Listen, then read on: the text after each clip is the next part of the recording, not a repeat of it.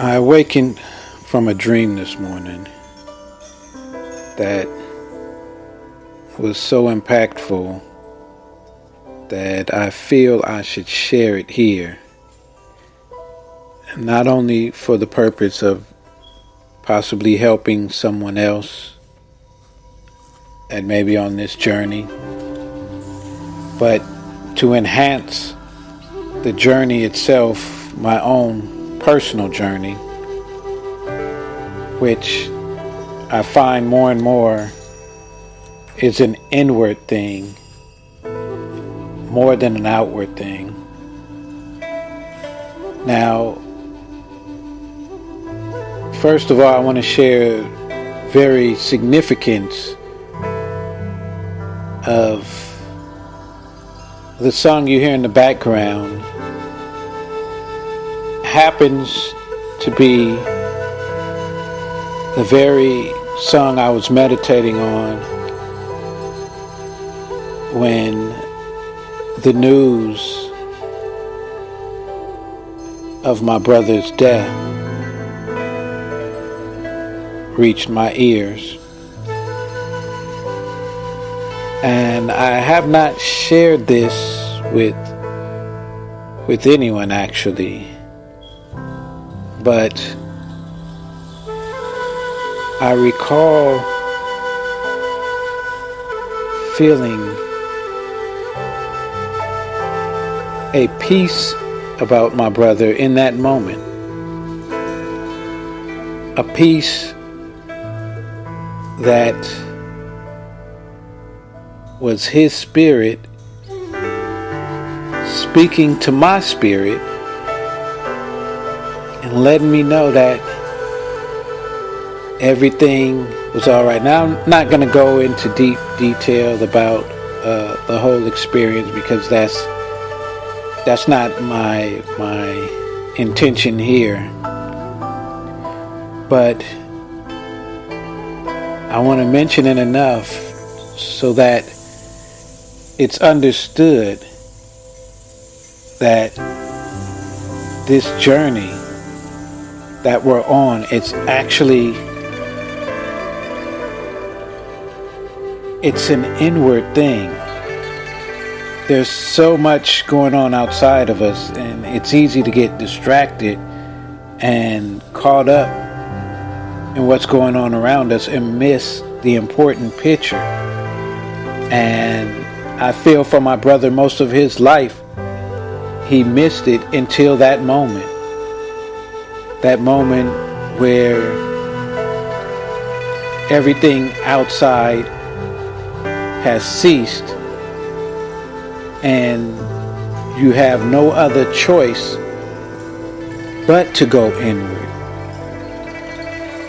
And the sooner we figure this out, the sooner we actually realize meaning and purpose in this life. So you must shut out all perception of outward images, all desire for external things and material welfare, and turn your consciousness and your aspirations totally inside yourself. That's the key. That's the key to the vital and immortal principle. That's what I call the kingdom of God being within you.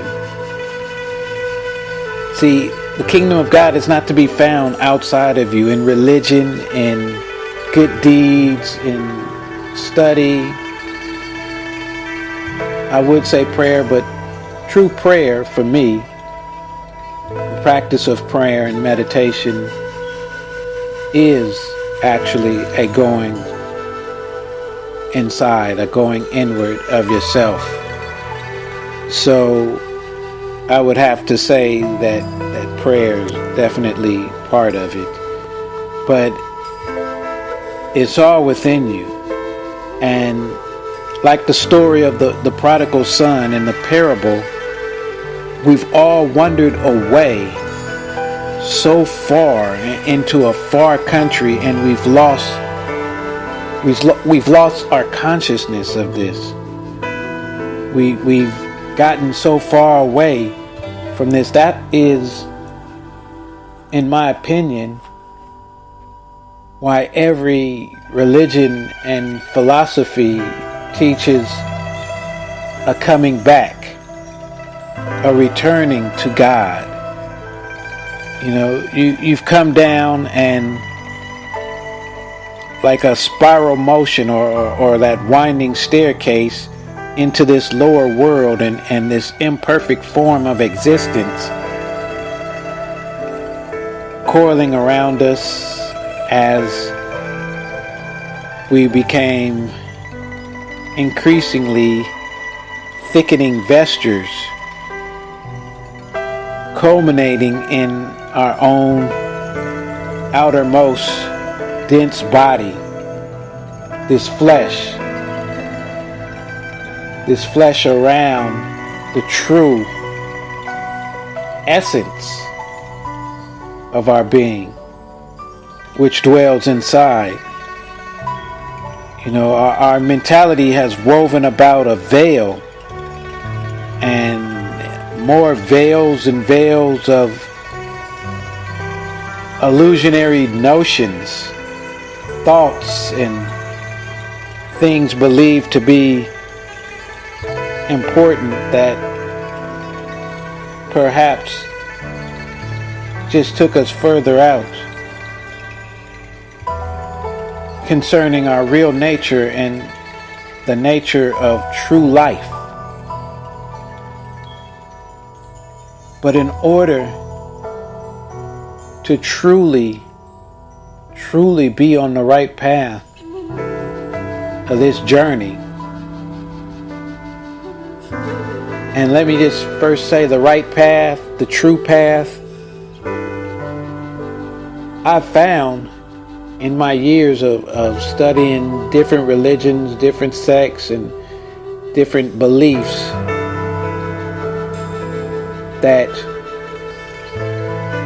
it seems to me that everyone's truth is the truth. And just like there's so many ways for me to get from my home to my parents' home, there's so many routes I can take. There's so many different highways that I can traverse, which ultimately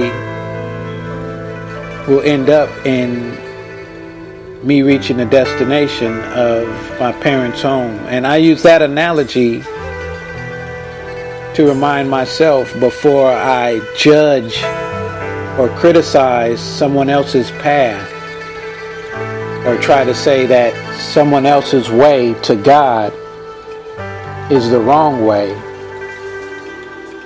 I have to check myself and come to the realization that this God, this all-knowing, all-being, this everlastingness, this whatever you call it, this truth, this consciousness, the universe, it's so deep and so vast, and we can't capture its total essence in one book or one religion or one thought. There are many ways, many paths. But as I wrote before, all of those paths begin and, in my opinion, end inwardly. So to know that you're on the true path, you're on the right path, the time and the impulse have at last come, for me anyways, to turn back to that inward world, to reverse my steps, to no longer look outwards, but to look inward, to go back up that same winding staircase that brings me to that center of life and that sanctum sanctorum from which I wandered off. That place inside, that place that in quiet contemplation reveals more and more of myself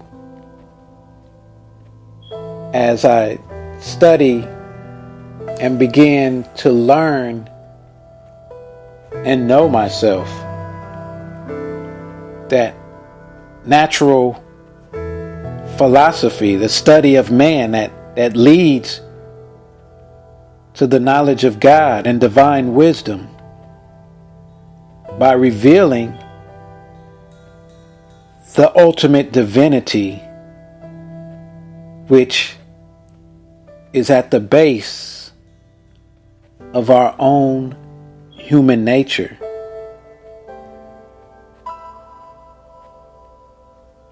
Determining the limits, the proportions, the potentialities of our own personal organism in this physical world. That, to me, is the true journey.